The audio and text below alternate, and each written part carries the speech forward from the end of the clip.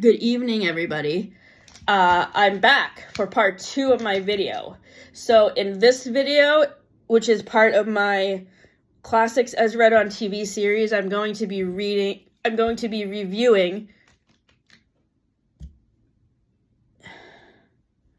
Pride and Prejudice by Jane Austen and reviewing the episode from Joey that it is featured in. Now, I have read 4 other classics for this series, and I'm working my way through the audiobook of one with my friend Kathleen. The previous books I have read in this series are And Then There Were None by Agatha Christie. 5 stars, A-, which was featured in Gilmore Girls, and I can't remember the episode. Number 2 was Jane Eyre by Charlotte Bronte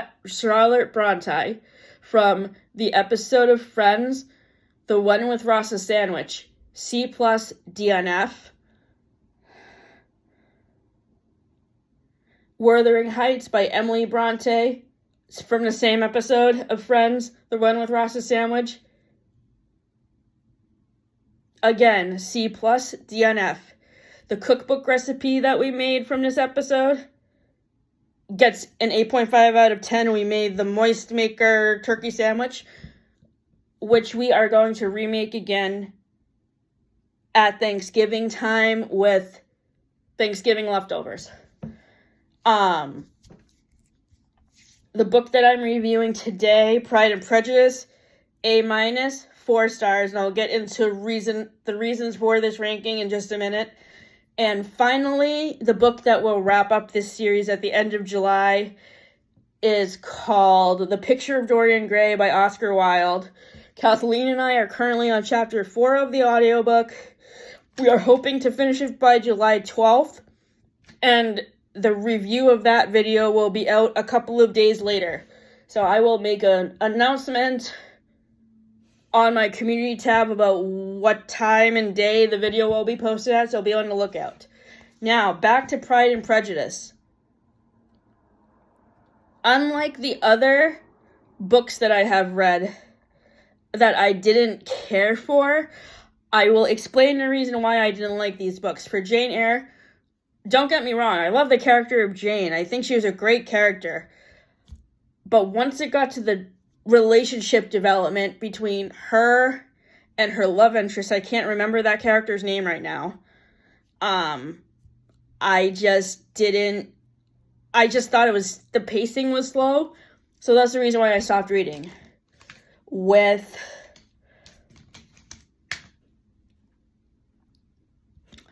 Wuthering Heights, I could not stand either of these characters. I thought they were annoying. I thought they were pretentious. And it's very ironic that this book is from an episode of Friends, because the characters who are the romantic couple in this book,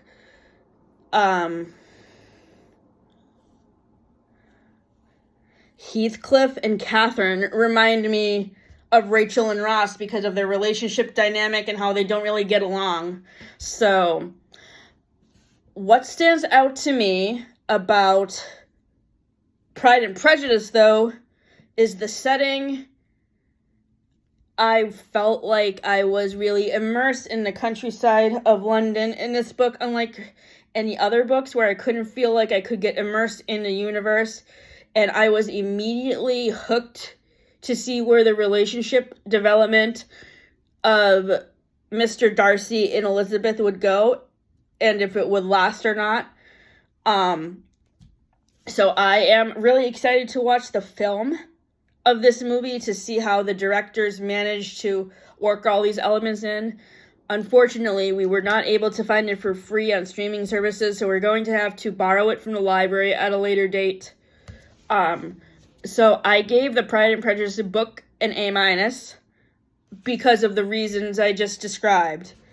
For the episode of Joey that this book is featured in, it's one of the funnier episodes from season 1, I would say.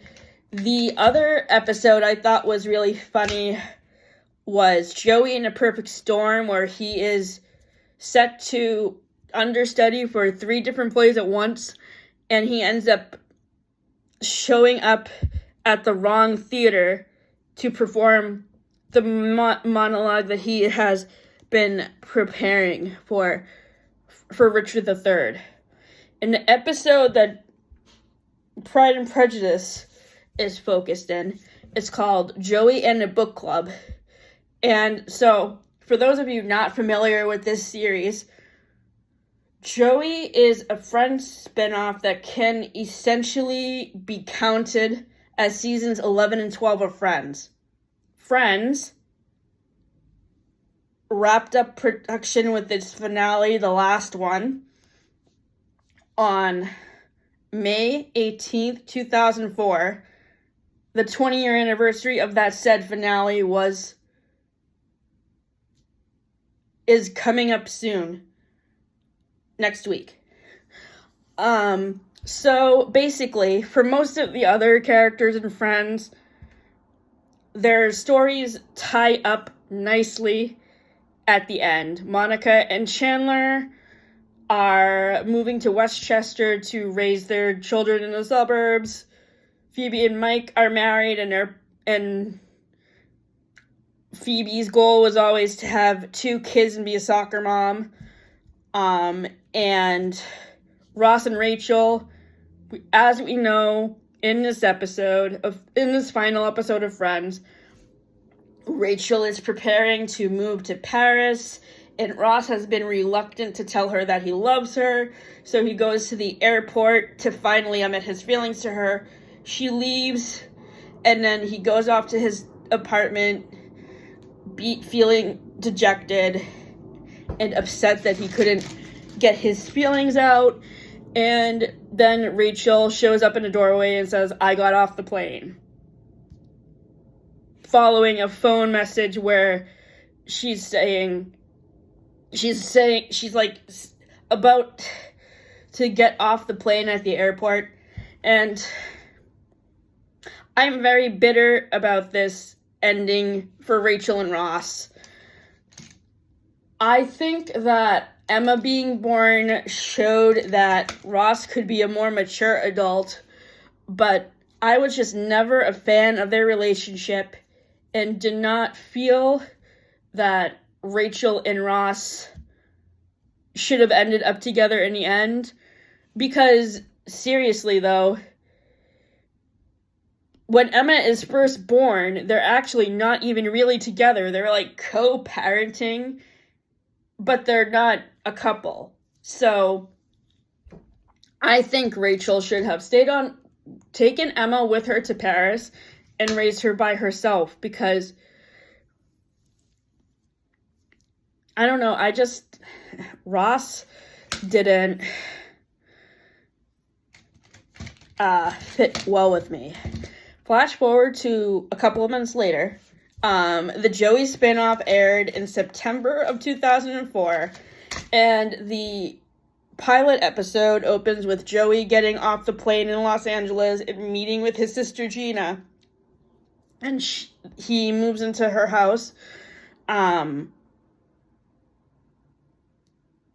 or Gina finds a house for him to live in, and her son Michael then moves in with him. Michael is, I'm assuming, a freshman at Caltech.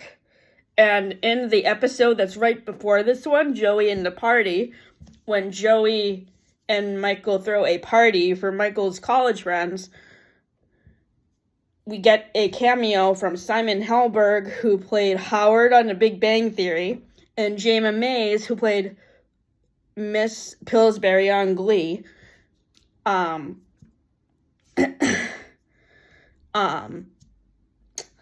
Simon Helberg plays Michael's academic rival Seth, and Jayma Mays plays his girlfriend. I don't remember if the girlfriend's name was mentioned, but I think it was Rachel. So in the episode, Joey in the book club, Joey's nephew Michael hosts a book club meeting for his college friends, which is basically, he's the only guy in a book group that's consistent of girls, basically. So Joey uses his opportunity to join the book club as a way to hit on Michael's friends, who are probably like 10 years younger than him, because they're freshmen in college and he's like, 35? Something like that. So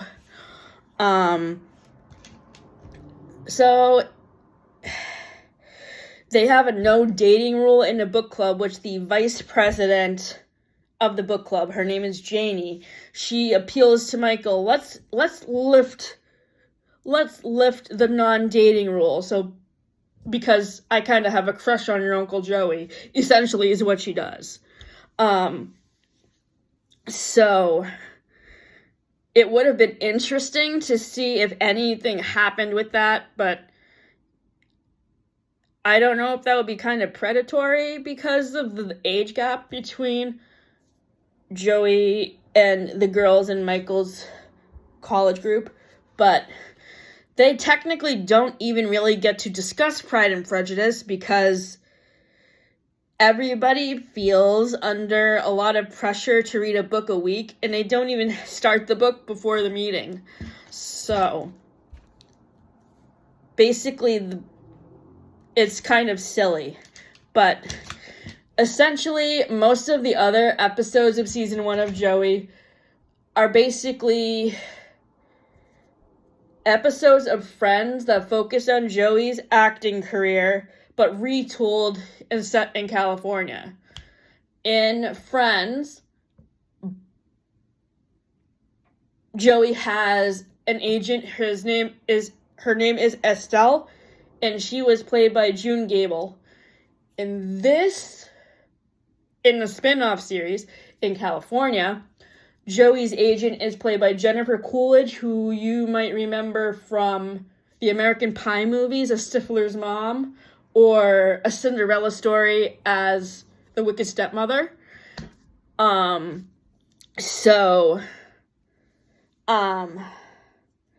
really like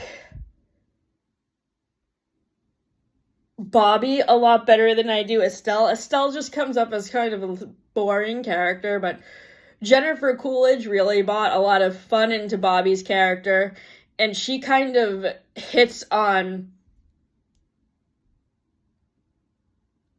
Joey's nephew, which kind of reminds me of the whole Stifler's mom thing in the American Pie movie, where Finch has a crush on Stifler's mom and tries to make out with her. So, yes, I think other than Matt LeBlanc, Jennifer Coolidge is probably my favorite character in the Joey show, followed by the superintendent of the apartment, Alex, who is played by Andrea Anders, who Joey kind of falls in love with, but really can't do anything about because she's married to the other superintendent of the apartment.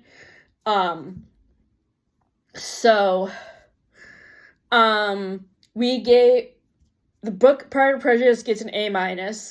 The episode of Joey that we watched about the book club meeting gets a B.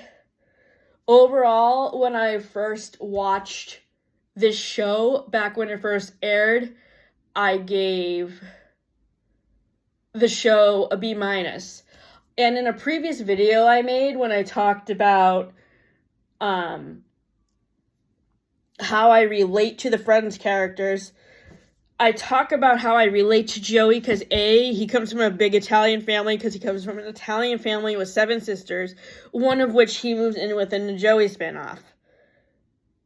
And one who appears in season 9 and goes to Rachel for advice about her telling Joey that she's pregnant. And she's pregnant with her first child. This happens in season 9. I forget which episode it happens in. But that character is never mentioned again, which was really surprising and disappointing because I figured that was the sister that Joey was going to move in with in California, and he was going to help her raise the baby. But no, he moves in with Gina, and Gina has a 20-year-old son named Michael. So yeah, that plot hole leads me to be confused. And another thing that kind of bothered me about the Joey spinoff is, so Joey and Chandler are best friends, right? Chandler really helped Joey out a lot with his acting career when he lived in New York by, like, paying for headshots, paying for auditions, taking him to the doctors when he had his hernia, all that kind of stuff. But it's like that was never mentioned again in Friends. Joey doesn't even really mention his friends in New York, aside from making a brief reference to the finale episode where he says he didn't really like things changing. What I felt the Joey spinoff was lacking was Joey keeping in touch with Chandler and Monica. I would have really liked to see, like, a side plot of him maybe keeping in touch with them every so often, and maybe Chandler and Monica could have brought Jack and Erica to California to visit. Or maybe Rachel and Ross could have also brought Emma to visit her Uncle Joey. But, like, Joey doesn't really mention any of his friends ever again at all, which is really annoying. Because, essentially, Joey was supposed to be a spin-off of Friends. I get the fact that it's supposed to focus on Joey and his acting career, but he was the one who was so afraid of moving forward in his life. You would have thought he would have made an effort to keep in touch with his friends from New York, especially Monica and Chandler, because they were the most supportive of his acting career. Like, one of the funniest episodes with that whole dynamic is when Chandler and Monica are trying to adopt a baby, so they have to get letters of recommendation to write to the adoption agency, and Joey offers to write a letter, but he's not very bright, so he basically uses a thesaurus to write the whole letter, and he was like, as if saying people with big hearts, he says Homo sapiens with large aortic pumps, or something like that. I can't remember what the dialogue of that episode is. And then he refers to himself at the end of the letter as Baby Kangaroo Tribbiani.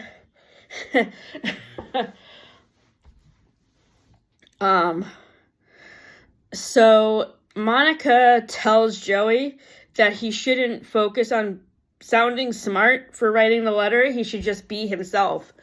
And that was good advice for him, and I wish he had actually gone back to rewrite the letter with actual words that he intended to say, and not a letter that was words that made him sound smarter. So yeah, that was another thing that bothered me about the Joey spinoff. And I always had a fan theory that when Joey's jobs in California ended, he moved back to New York to live in the apartment above Monica and Chandler's garage and help them with raising Jack and Erica. Like, that should have been a spin-off series of its own after Joey ended. That would have been something I would have really wanted to see, but of course by then, Courtney Cox and Matthew Perry were probably really busy making other movies, and a couple of years after Joey ended, Courtney Cox started Cougar Town. So, yeah. Did you ever watch the Joey series? What did you think of the episode, Joey in a Book Club? If you have read Pride and Prejudice, what did you like the best about it? And have you ever seen the movie? We are looking forward to seeing the movie at a later date because, as I was mentioning, we couldn't find it for free on streaming. Have a great weekend, everybody.